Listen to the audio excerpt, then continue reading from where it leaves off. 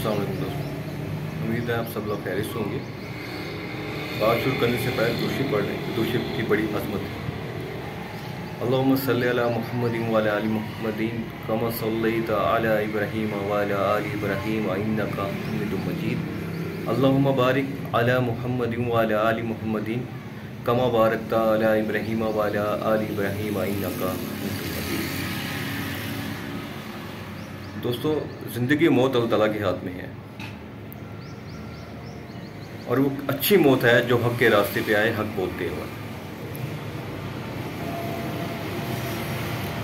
मैं ईरान की इस अज़मत को सलाम पेश करता हूँ, ईरान के उस लीडर की अज़मत और बहादुरी को सलाम पेश करता हूँ जिसने हमारा मुसलमानों के दिलों में ठंडक पैदा की है, और हमसे ज़्यादा फ़लस्तीन के मुसलमानों को सुकून पहुँचाया है, रूहानी सुकून पहुँचाया है इसराइल पे हमला करके।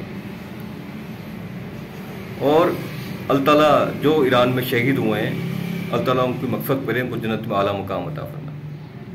कितने अफसोस की बात है, हमारे यहाँ चीफ एयर मार्शल साहब अमेरिका में जाते हैं, मीटिंग करते हैं, मिलते हैं उनसे। पहले तो उन्हें ख्याल नहीं आया मिलने का चीफ एयर मार्शल साहब को।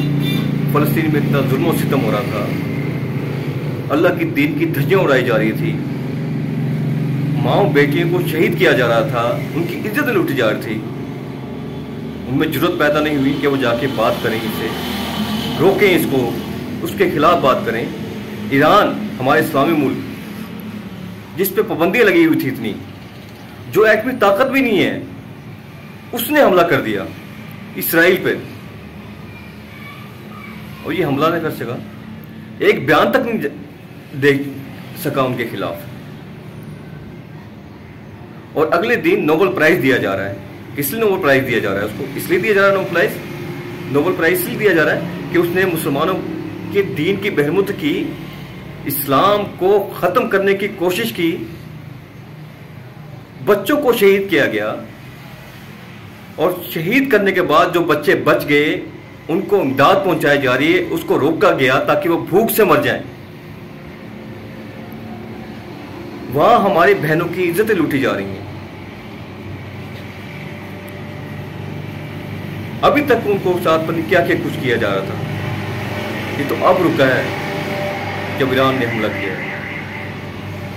खुदा की कसम अफसोस होता है मुसलमानों को, अपने मुसलमान होने पे अफसोस हो रहा है कि हम मुसलमान का वो हक अदा नहीं कर रहे। क्या हम मुसलमान हैं?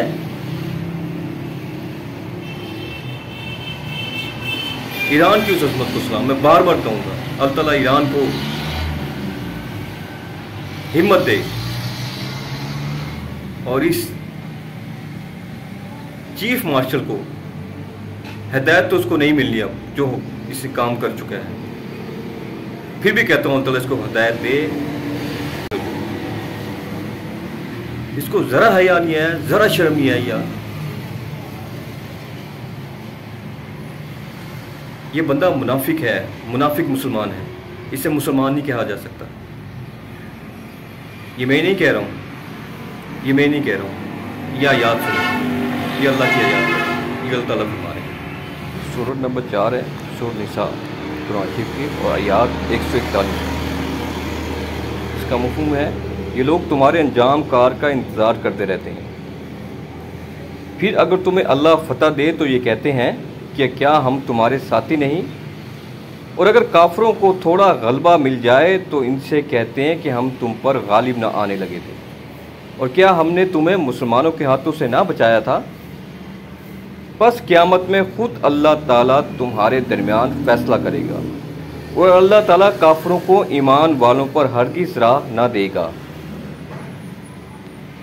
अब ये इस आयात का मफ़हूम है, ये लोग तुम्हारे अंजाम कार का इंतज़ार करते रहते हैं, मतलब मुनाफिकीन के बारे में कहा जा रहा है। इसकी तफसीर भी पढ़ते हैं, आप खुद देखें, मौलाना मदूदी साहब की है तफसीर। हर ज़माने के मुनाफिकीन की यही खुसूसियात है, मुसलमान होने की हैसियत से जो फ़ायदा हासिल किए जा सकते हैं, इनको ये अपनी ज़बानी इकरार और दायरा इस्लाम में बराए नाम शमूलियत के ज़रिए से हासिल करते हैं, और जो फ़ायदा काफर होने की हैसियत से हासिल होने मुमकिन है, इनकी खातिर ये कुफ़ार से जाकर मिलते हैं اور ہر طریقے سے ان کو یقین دلاتے ہیں کہ ہم کوئی معتصب مسلمان نہیں، نام کا تعلق مسلمانوں سے ضرور ہے، مگر ہماری دلچسپیاں اور وفاداریاں تمہارے ساتھ ہیں۔ فکر و تہذیب اور مزاج کے لحاظ سے ہر طرح کی موافقت تمہارے ساتھ ہے، اور کفر اسلام کی کشمکش میں ہمارا وزن جب پڑے گا تمہارے پلڑے میں ہی پڑے گا۔